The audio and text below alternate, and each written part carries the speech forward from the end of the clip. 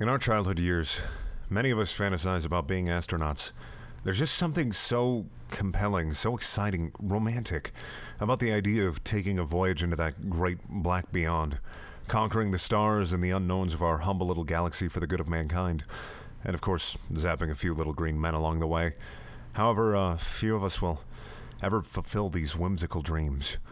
Being an astronaut and emissary of the cosmos takes more than just the ability to hold down your lunch after a turbulent takeoff. It's incredibly hard work. All physics and chemistry and a good dose of good old-fashioned military resilience.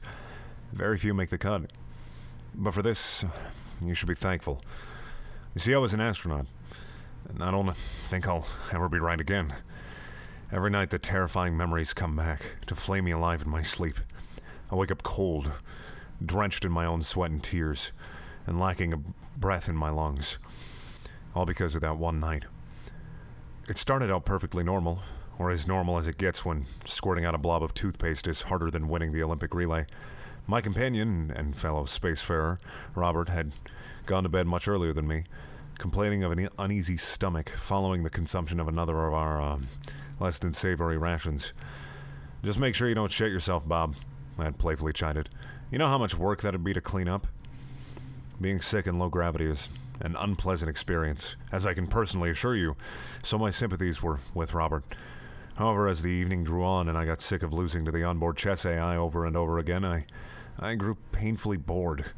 One of my favorite pastimes involved slowly taking off my shoes, watching as the stringy laces were enveloped by the snare of zero gravity and drifted upwards towards the ceiling of the cabin. Sure, it was childish, but don't judge me for it if you haven't tried it for yourself.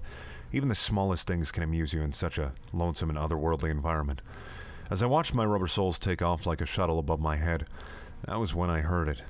Faintly at first, but unmistakable in the complete silence of the cabin. Static.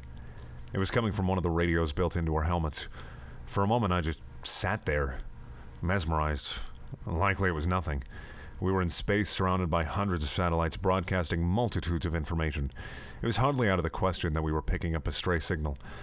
And yet my gut told me it was something more. I got up out of my seat, floating across the corridor until I reached the locker for our spacesuits. The static grew louder when I reached for my helmet, so I knew which one of our radios needed a tune-up. I picked up the helmet and reached inside for the radio, and then stopped. "Hello?" There was a fucking voice coming out of the receiver. It startled me so much I nearly yelped out loud, and I banged my head against the metal grill just a few inches behind me. "Ah, hello? Is someone there?" I froze, still rubbing the back of my head. What the hell was going on? We weren't due a check-in with Mission Control for another 2 days. Despite my concerns, I lifted up the radio and pressed it to my ear, and made the biggest mistake of my life. "Hello, this is Michael Stanton of the Rising Dawn. Do you read me? Over." The voice came back to me almost immediately. It sounded frantic and breathless, and almost immediately I felt ill at ease. "Oh, thank God. I don't know how much longer I can last out here. If you hadn't come along." My heart started to race, hammering against my chest. "What's going on? Where are you communicating from? Over." "I'm right outside your ship, Stanton. Can you open the hatch door and let me in?" I think for a moment there my blood actually ran cold. There was no way anybody could be out there. There was no other human beings for hundreds of thousands of miles. We were alone up here, me and Robert. That had been the point. The voice became anxious when I didn't reply. "What are you waiting for, Stanton? Open the damn hatch and let me in." My mouth felt drier than sandpaper. My tongue was bloated, heavy like a wad of butter. No words would come. "Stanton, come on. Are you gonna just leave me out here?" I found the strength to flick off the radio, letting it slip from between my fingers and drift through the air. I watched it go, relieved to be away from it. My chest was still pounding, and now I felt my fingers starting to quiver. I wanted to throw up, but nothing would come. The body gets used to harsh conditions. It just didn't know how to prepare for this. I pulled myself against the wall whilst I tried to catch my breath. I shut my eyes, trying to escape the endless blackness surrounding me, only to find another waiting for me beneath my eyelids. Then when I thought it couldn't possibly get worse, I heard it. The voice wasn't like that before. It sounded demonic, no longer human at all, but deep, guttural and fierce. The radio continued to float away, silent as the space that enveloped us both. The voice was coming through the walls from outside the ship. Let me in. I could hear it breathing. It was raspy, heavy, and animalistic, somewhat akin to what I might imagine a horned demon must sound like when it breathes. It scrabbled against the body of the ship outside, scratching as though pawing for a way inside. For a couple of merciful moments, it went silent. Then the cabin was filled with a cacophony of metallic drumming as whatever was outside started to smash the side of the ship with whatever equivalent to hands it possessed. The sound was relentless, drowning out any and all thoughts that might have been running through my head. I pushed away from the wall and over to the opposite side, desperate to be away from the source of the banging.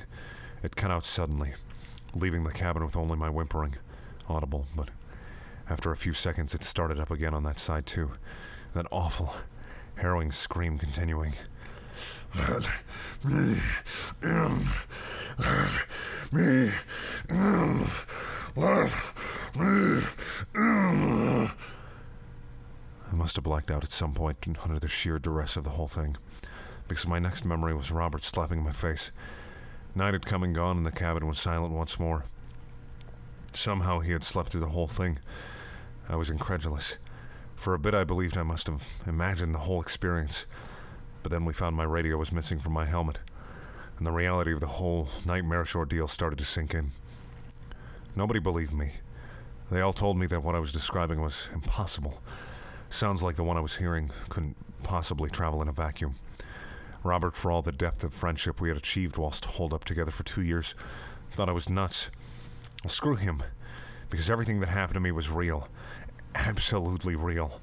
Even now, a whole 20 years after I came back home, the memories are more vivid than ever. No amount of forced therapy or visits with gangly, patronizing psychiatrists will ever free me from them. They're part of me now.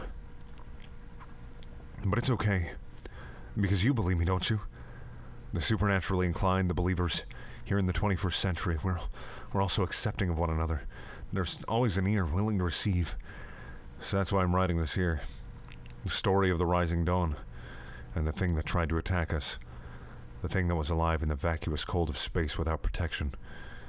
The thing that's still up there, somewhere.